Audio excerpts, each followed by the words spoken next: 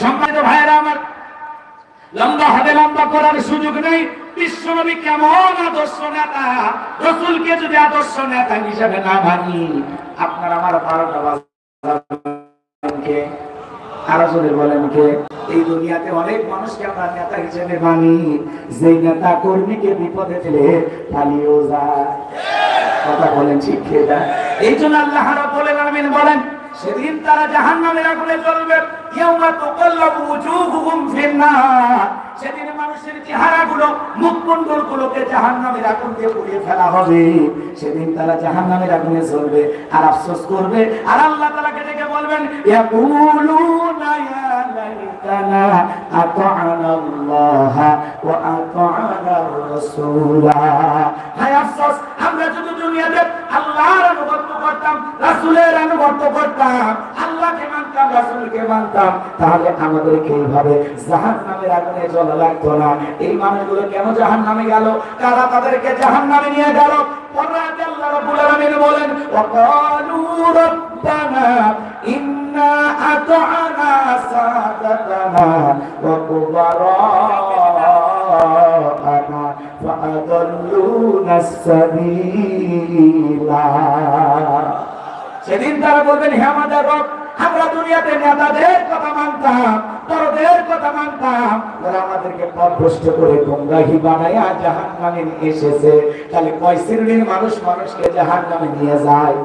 কয় শ্রেণীর মানুষ বলেন? কয় শ্রেণীর? দুইটা আঙ্গুল তুলে দেখান, বলেন তো কয় শ্রেণীর মানুষ?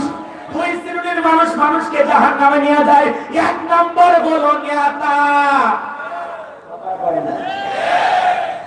আপনি সব জায়গায় রাসূলের আদর্শ মানেন, মিষ্টি খাওয়ার সুন্নাত ভালো লাগে, বিবিকে সালাম দেওয়ার সুন্নাত ভালো লাগে, বিয়ে করার সুন্নাত ভালো লাগে, কিন্তু রাসূল আকরাম সাল্লাল্লাহু আলাইহি সাল্লাম যে রাষ্ট্রনায়ক ছিলেন, তিনি যে আপনার আমার মডেল, তিনি আপনার আমার আদর্শ।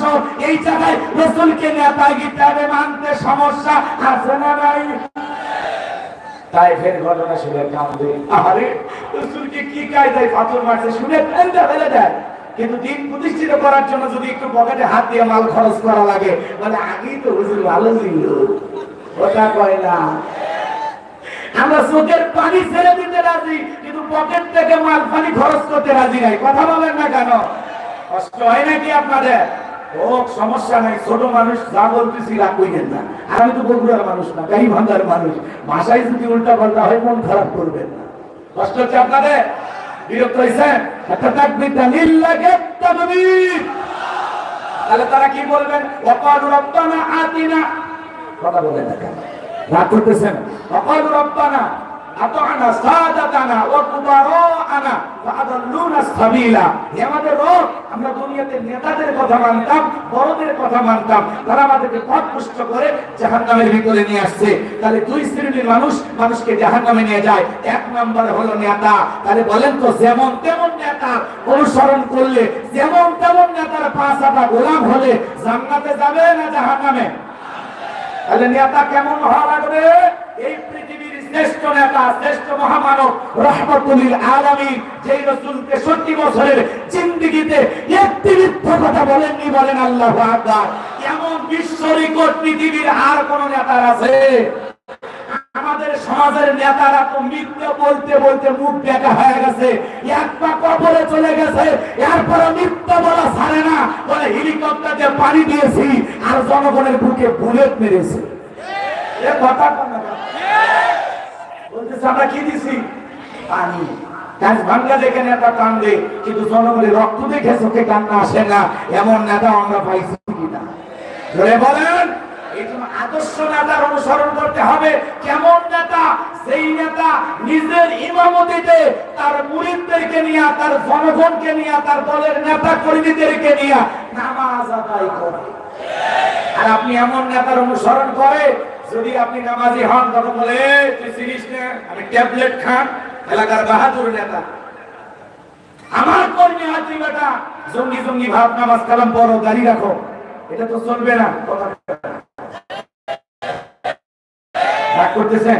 আপনার পাঁচতলা, আপনি চেনেন আমার বড় ভাই, আপনার পাঁচতলা, আপনি চেনেন আমার বড় ভাই কে? বড় ভাইকে মিষ্টি খাওয়ার টাকা দেওয়া লাগবে। তখন বলতেছে ঠিক আছে 500 টাকা নিয়ে যান। ভাই মিয়া আপনি বড় ভাইকে ছিলেন 500 টাকা দিচ্ছেন মানে ফাজলামি করেন। আমার ভাইকে ট্যাবলেট খান, স্যার কথাই পুরো গাইবান্ধা শহর কাঁপে। 5 লাখ দিতে হবে, 5 লাখ কথা কয় না। এইবার শোনেন, বলতেছে বাবা এই টাকা দিলে ফজিলত কি, না দিলে সমস্যাটা কি? তখন বলতেছে টাকা 5 লাখ দিবেন, বিল্ডিং করবেন, ভাড়া দিয়ে সমস্যা করে আমাদেরকে বলবেন, ভাড়া দিয়ে দেওয়ার দায়িত্ব আমাদের। কিন্তু যদি ট্যাবলেট খান ভাইকে টাকা না দেন তাহলে বিল্ডিং আর হবে না। বেশি বাড়াবাড়ি করলে, থানা পুলিশ করলে, ঝামেলা করলে জায়গা আপনার নামে থাকবে না, কথা কয় না। তখন বলতেছে ঠিক আছে বাবা আগামী রবিবার ব্যাংক থেকে তুলে রাখবো, তোমরা টাকা দিয়ে দেবো।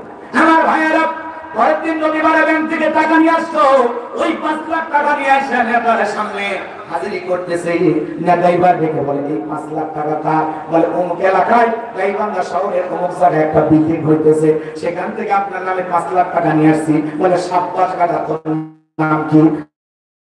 বলে রুবেল।